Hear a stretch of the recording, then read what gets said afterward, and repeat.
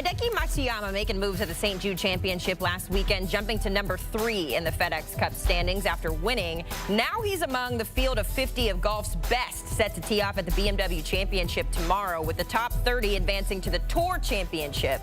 World number 1 Scottie Scheffler still leads the standings with a healthy lead over everyone, including number 2 Xander Schauffele. But I want to direct your attention to this. Those golfers ranked 27th through the 40 mark. That's where you'll find guys like Tommy Fleetwood, Thomas Detry, as well as a healthy list of Americans all hoping to make the cut to compete for the Tour title next weekend. Round 1 of the BMW Championship will tee off on Thursday. And remember, only the top 30 will advance to the Tour Championship next weekend. Let's bring in some of golf's best. We've got our Greg DuCharme and Michael Breed, CBS Sports golf analysts. Gentlemen, let's start where we always do, a course preview. Castle Pines is the 11th different venue for the BMW since 2007, I should say, and the first in Colorado in 10 years. So, Michael, just give us the specs on what these golfers can expect this weekend. Well, the first place you start and really, frankly, end with is it's being played at altitude, and that means the golf course at 8,100 yards isn't going to play 8,100 yards, but they got to walk 8,100 yards, which means it's going to be a difficult walk. And Greg, there's a lot of elevation change. I think 350 feet or more between the highest point and the lowest point. That's up and down some hills, and you're going to be at altitude. Not easy to get your breath. We all know that from watching the Broncos through the years. So it's going to be a golf course which a Jack Nicklaus design is going to offer a lot of opportunity, but it's going to also offer a lot of challenge with all the water. And there are opportunities in some of these fairways are on the generous side, which is typical with Jack Nicklaus. But what's also typical with Jack Nicklaus is some smaller greens and some really difficult approach shots. And to add into the difficulty here at that altitude that you mentioned, Michael, is how much are you going to take off of the distance of a shot based on the altitude? When you start mixing that in with not just the overall altitude, but the elevation change of a shot, there's kind of a lot going on, and it's going to become very complicated for these guys to get their numbers. It wouldn't surprise me if we saw a 400-yard drive, or maybe even a few of them this week with what this golf course offers at the altitude that it's playing at. Let's talk about the guys who will be playing at that altitude, of course, starting with world number 1 Scottie Scheffler, who just continues to impress week in and week out. But the one thing he doesn't have, guys, is a playoff win, which is surprising to me given, you know, how strong of a golfer he is here. So, Greg, when you look at Scottie Scheffler, the sizable lead that he has in front of everyone going into this tournament here, what more can he do to accomplish that playoff win? Well, I think Scottie has to just keep on doing what he's doing. I mean, I look back to what he did last week at the FedEx St. Jude Invitational, and it was, you know, an underwhelming performance. Scottie didn't perform particularly well. I mean, it wasn't poor. He hit a lot of great shots, but you kind of look up at the end of a round that seems kind of boring, and it's 66. Which is what he always does. He always shoots 66. It blows my mind, Michael. And I just think it's so impressive. And the more events he enters, the greater his chance is at winning. I don't think anything's broken. Scottie's just got to keep being Scottie. What is incredible about Scheffler is he hits so many greens. He's almost hitting 75% of his greens in regulation. When you start talking about Scottie Scheffler, you immediately think, well, he's got some putting issues. And it's not, I don't think necessarily that he's got putting issues as much as he's got more chances to miss putts than anybody else out there. And so when you start looking at Scottie, what does he have to do? He does, to your point, he just has to keep being Scottie, continue to give himself chances. And if he just has an okay week, maybe gains a shot or two on the field with the putter, he's going to win by 3 or 4. I think Scottie doesn't have anything to worry about. I think he has to just keep doing what he's doing, and he's going to be fine. Keep doing what he's doing, but also keep your head on a swivel, because Xander Schauffele is waiting in the wings, of course, tied for second at TPC Southwind. He's playing some of the best golf of his career. Michael, how can he close the gap on Scottie and take advantage of an okay day for Scheffler? Well, you know, it's interesting because you talk about how great Scheffler is, and really Xander is right there as well. In fact, many people, I happen to feel this way. I'm sure, Greg, you feel the same way. He's a more complete player than Scottie in that he is a great putter, 6th on the PGA Tour now in strokes gained putting.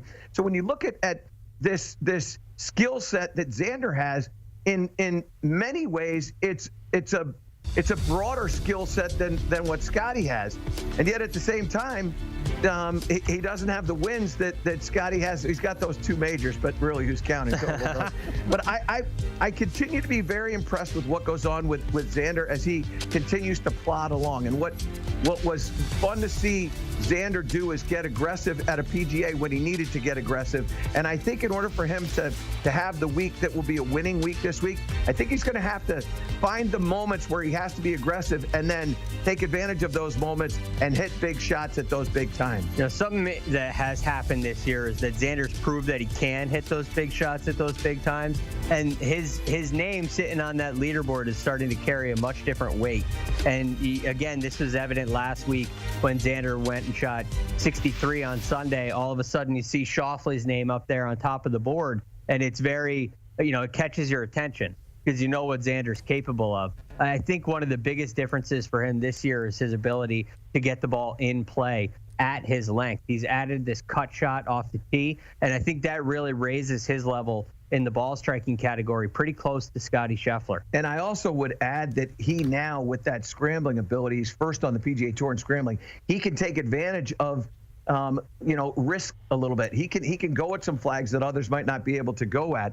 And I think that in order for Xander to win this week, he's going to have to be a little bit reckless, take advantage of some opportunities and shoot at some flags that maybe some of the other players can't.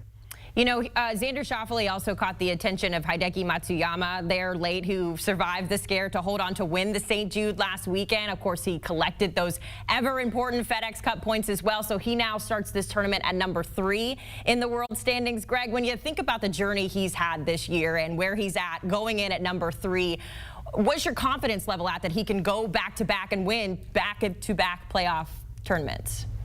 Well, aside from the first 2 guys that we just talked about, my confidence level is very high on Hideki. I think the biggest thing with him is what's going on with his health. If Hideki stays healthy, he plays great. He's done it throughout the entirety of the season. And Michael, even though he's had his struggles with putting, well, I look at Hideki Matsuyama's putting this year, and he has had a lot more positive weeks than he has negative weeks. 7 of the 9 events since the Masters, he's actually gained strokes putting. That's a huge improvement from him when you look at his career long term. And by the way, the only 2 events where he struggled they were both in Scotland, and we're not in Scotland anymore. Well, and to your point, I mean, the green speeds over there in Scotland are not going to be the same as over here. And so in many respects, you make a smaller stroke at that point, and I think that benefits Hideki. But you look at the year he's had, I think he's had quietly one of the best years on the PGA Tour. He's got 2 wins, including winning the Genesis, which we know that golf course, that event, that's a big-time event. And so when you kind of look at what's going on with this guy, 6 top 10s, 10 top 25s, I mean, it just feels like, we talk about Xander and Scottie every single week, but here's this other guy, Hideki Matsuyama, and he's been playing so good and so consistently, but we haven't talked about him because of what the other 2 have been doing. Yeah, golf has been wild this year, to say the least. We showed that graphic off the top of the show, guys, of those guys who are kind of on the bubble, who need a push to get into the top 30. Michael, I'll come to you first here. Who is your guy who you think can really make a push and get into the top 30? Well, I think it's Will Zalatoris, and I think for a lot of different reasons. I mean, first of all, he's got a skill set that is right there with the very best in the world. Drives the ball beautifully, wonderful iron player. His putting has gotten a whole lot better, and I think that this is a guy, Greg, though he's only made a couple of cuts in his last 7 events. When he took on that shot and he starts taking on certain hole locations, and he has the confidence that it seems that he's gained recently, I just kind of feel like, man, this guy is primed and ready to make a big jump. He was 4th last week in greens in regulation. He had 50 of 72 greens. And that tells you that he's in control of his swing and control of his iron play, and also to his distance. And so, to me, I think this bodes really, really well for Zalatoris to have a great week. For me, I'm looking at Max Grazerman, Michael, who's in that 47 spot. The thing that's so impressive about Grazerman is you watch this journey, he keeps getting to these places where I think that he has reached his peak. It happened at the 3M Open, and then he comes back to the Wyndham and should have won. And there's heartbreak. And then he comes to the FedEx St. Jude last week and really struggles in the first round, shoots 75. But all of a sudden, he bounces back to get here with a 63 on Sunday. And I think that 63 on Sunday is really going to help him forget about what happened at the Wyndham Championship, start moving forward. All his statistics are there. The confidence is high. I think Max Grazerman makes a big move. All right, we're going to do your pick to win, but there's a condition here. You guys can't pick Xander or Scottie to win. So let's talk about someone else here, Greg. Who you think is winning this weekend? Yeah, for me, I'm going to go with someone who's from Colorado, Wyndham Clark, already a winner this season on the PGA Tour. And for a while in the middle of the season, he lost his game. He had no control over his golf ball. He was shooting really big numbers. But all of a sudden, over the last 5 weeks or so, he's gotten control over his golf ball. And it's led to 4 top 15 finishes in his last 5 weeks. He was tied 7th last week in Memphis. He's from Denver, Michael. That altitude that you mentioned, I think he'll be able to handle. I love Wyndham Clark this week. I'm going to go in a different direction. I'm going to go with Viktor Hovland. I think Viktor Hovland showed me something last week that we haven't seen all this year, and we saw a lot of last year, and that was trust and reliability with his golf swing. And he played that 72nd hole. He hit a big tee shot and got it in the fairway, and then took on that whole location, had that right down the chimney, and it just went a little bit past the hole. He wasn't able to convert on the birdie opportunity, which at the time, had he made that, it would have given him a lead or tied him for the lead. And so I look at Viktor Hovland, and the questions to me are erased. I think he's back. I look at what he is doing with his golf swing and what he's doing with his putter, and I feel very confident. The one thing that gives you pause is where is he with his short game development. He's obviously figured that out at the end of last year, and coming into this year, thought it was going to be a wonderful season for him. But we don't really know exactly where he is with his short game. I kind of feel like he's going to have a good week, and he's going to get himself into a position where he's going to have a chance in Atlanta to defend that title. He is one of the best players in the world, in my opinion, though it hasn't been his best year. All right, we'll have to see how it all unfolds. Our Greg DuCharme and Michael Breed helping us get ready for the BMW Championship teeing off tomorrow. Guys, thank you for hopping on HQ. Make sure you check out the First Cut podcast as you prepare for that tournament. The guys are going to give round-by-round recaps at the end of each day, but they've also got some DFS picks for you, some players to watch, all that good stuff. So make sure you're listening in wherever you get your podcasts. Getting you ready for the BMW Championship this weekend. We already gave you a preview of kind of what to expect.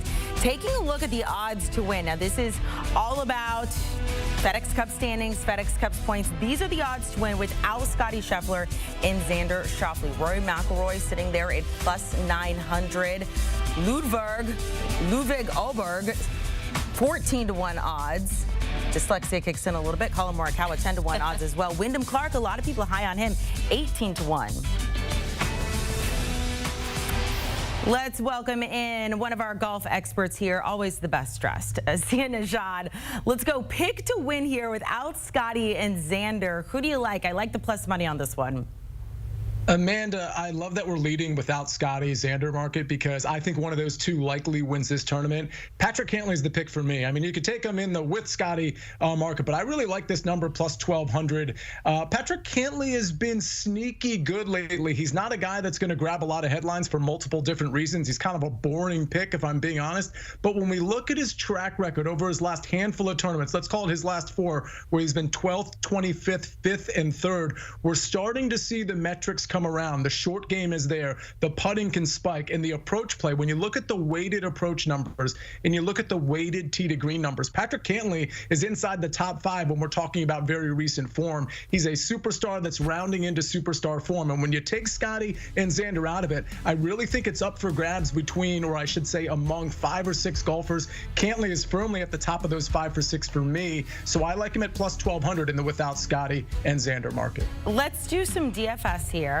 As mentioned, the winner of this will get $3.6 million. I don't know if any of us will be getting that because I don't know if any of us have that type of money to put down in order to get a payout like that. But who are some of your good buys?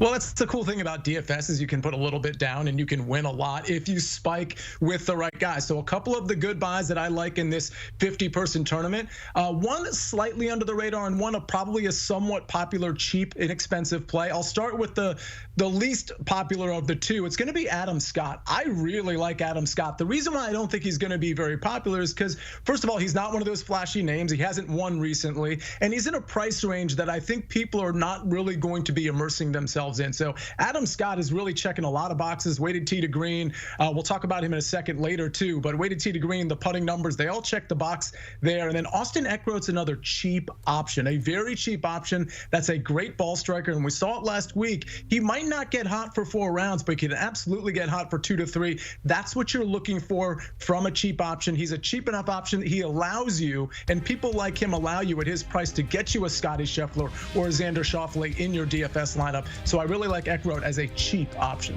Those are some good buys. Let's talk about the guys you want to stay away from. As mentioned going into this, Rory McIlroy is one of those names. Why do you not want him? Yeah, I mean, the easy answer is, well, he hasn't played very well at all. I mean, if you look at last week, it was like kind of a disaster. Right now, the other argument is, well, Rory's a superstar. He can bounce back at any moment, and that's totally true. The question becomes, do I want to play that superstar versus the superstars that are actually in good form, like a Scottie or like a Xander Schauffele or even a Collin Morikawa, who didn't have a great week last week, but I certainly have a lot more faith in Collin than I do Rory right now. There's a bevy of options that I could take over Rory, an expensive Rory at that when it comes to DFS. So I'm just going to pivot somewhere else. And then the other bad buy for me, and he's popping in a lot of people's models, and people really like this guy, but he hasn't shown up in terms of the finishing positions. It's Ludwig Åberg. I just don't see the finish. Like, he's not finishing well. It's partly because the short game has been kind of off. But when I look at him and I look at his price and I look at guys that are priced around him, like a Patrick Cantlay, for example, or a Collin Morikawa, or even a Victor Hovland, Tony Finau, I like those guys better on this course. I like how their recent form looks better than Ludwig Åberg, and so I'm going to take them. So Rory, Ludwig, both fades for me. Understandable. We're going to go best bet now. You're going with an Australian. You're going to go with Adam Scott. So I'm going to give you my fun facts about Australia before. We've done Australia in the past, so I'm looking for weird ones. 60 types of kangaroos. They do not have a volcano. It's like one of the only things without a volcano. They have a thong throwing contest. Now, before HR calls me, talking about flip-flops here. There's a thong throwing contest. And one time there was a man, an Australian man, who tried to sell New Zealand on eBay, and it got up to $3,000 before they took it down. So why are you going with Adam Scott as your best bet? Proud member of that country. By the way, my sister lives in Melbourne, Australia, so that's kind of a fun fact. It's like 2 in the morning. I'm sure she's watching us right now, trying to get the golf picks, obviously. Hello, Lillian. Hello, Adam Scott. Like, again, we're not noticing what Adam Scott is doing, but early in the year, the metrics were popping off the page. Then he kind of fell off the map. Well, he's rounding into form during playoff time, and that's typically what he does. If you look at the last few years, when it comes to the FedEx Cup playoffs, that's when we start to see Adam Scott emerge, and we look at his finishing positions over his last 3 tournaments: 18th, 10th, 2nd. Those are his finishing positions over the last 3. And all I'm asking him to do at -115 is finish where he's been finishing. In fact, a modest finish compared to what he's been doing. I just need him inside the top 20 at -115. This number was like +100, but people are starting to notice that there's good value on Adam Scott. And even at -115 in the top 20 market, I still think it's good value. I hope your sister is enjoying Australia. I've never been. Hopefully you've been to visit her. Have you been over there? Okay, cool. All right, then that's good. It's amazing. Sia, we appreciate it. Getting you ready for the BMW Championship coming up this weekend. Sia, all of our guys on the early edge. You can watch it daily. You can listen to the podcast there. Try to make a little bit more money on all sports.